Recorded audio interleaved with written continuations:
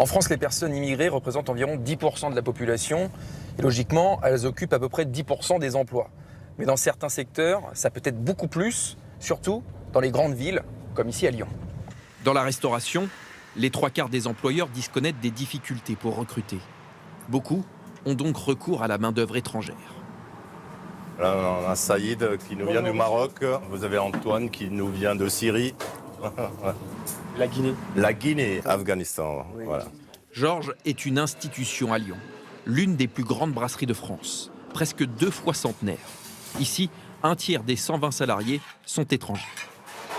Si je n'ai pas ces gens-là, je ferme une partie du restaurant. Je n'arrive pas à tourner. Antoine est syrien. Il est commis de cuisine et gagne 1 600 € net par mois. Il reconnaît volontiers que le métier est intense.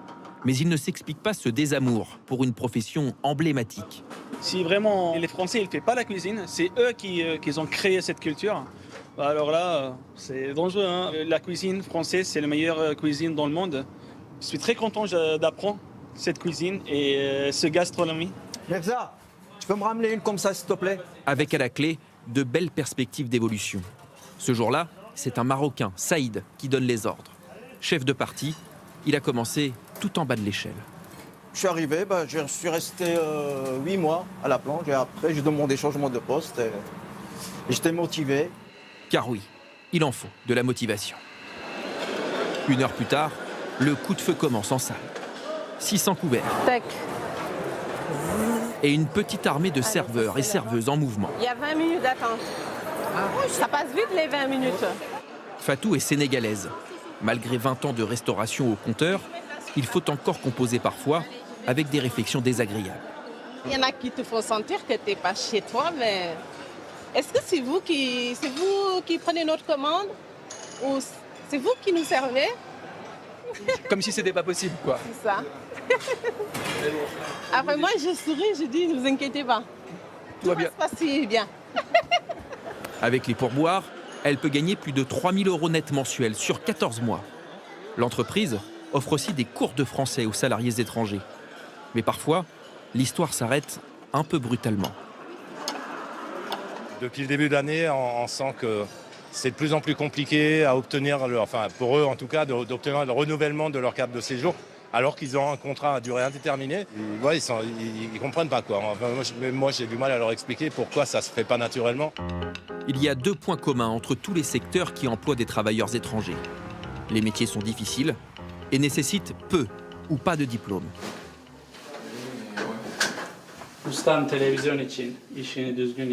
Alper est franco-turc. Il rénove des appartements haut de gamme pour une clientèle aisée. Mais même en recrutant des ouvriers étrangers, difficile de satisfaire toute la demande. Ça nous est déjà arrivé de refuser des chantiers et ça nous arrive encore par faute de main-d'œuvre et de planning aussi, pour bien faire les choses. Tous ces salariés sont déclarés. Mais beaucoup de ses concurrents font appel à des travailleurs sans papier. Une difficulté supplémentaire pour son entreprise. C'est une concurrence qui est plus que déloyale. Il y en a qui ont des prix cassés, moitié moins chers. Et du coup, ce qui est assez cocasse, c'est que c'est nous qui passons pour des escrocs. Le secteur qui emploie le plus d'étrangers, ce sont les emplois à domicile. Jusqu'à 60% de la main-d'œuvre dans certaines grandes villes. Toussaint est arrivé en France il y a 16 ans. Au Bénin, il dirigeait un atelier de couture. Ici, il fait le ménage chez les particuliers. Je ne suis pas quand même rien dans mon pays. Et du coup, se retrouver ici en France, j'ai voulu faire un métier pour juste payer mes factures. Aujourd'hui, il est salarié d'une agence qui lui fournit un véhicule et ses clients. Il travaille 35 heures par semaine, rémunéré 5% de plus que le SMIC.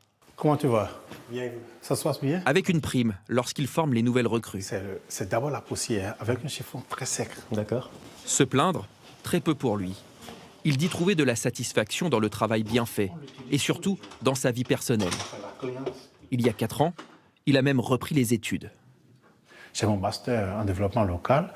Je suis sur plein de projets. Je suis un acteur associatif. Je suis dans des structures, le conseil de quartier. Donc ça fait pour moi déjà une grande fierté. Pour ces travailleurs à domicile, le plus précaire reste l'emploi direct auprès des particuliers. Dans les parcs, À l'heure du goûter, les nounous veillent sur les enfants des cadres lyonnais. Eliane et Evelyne sont ivoiriennes. Leurs emplois, à elles, sont presque toujours menacés. Nous, notre contrat, on peut rompre à tout moment.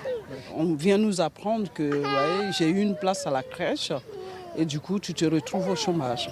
Et même avec un diplôme en puériculture, difficile de trouver des parents prêts à payer plus que le SMIC, tant la concurrence est nombreuse. La rémunération de salaire, c'est pas ça. On reste une junior toute sa vie dans ce métier, quoi. Toute sa vie dans ce métier, on se dit que tu le fais parce que tu aimes le boulot, mais par contre, l'expérience n'est pas valorisée. Si des secteurs entiers dépendent d'eux pour fonctionner, les travailleurs immigrés ont plus de difficultés que les Français à trouver du travail. Ils sont 13% à être au chômage, contre 7,4% pour l'ensemble de la population.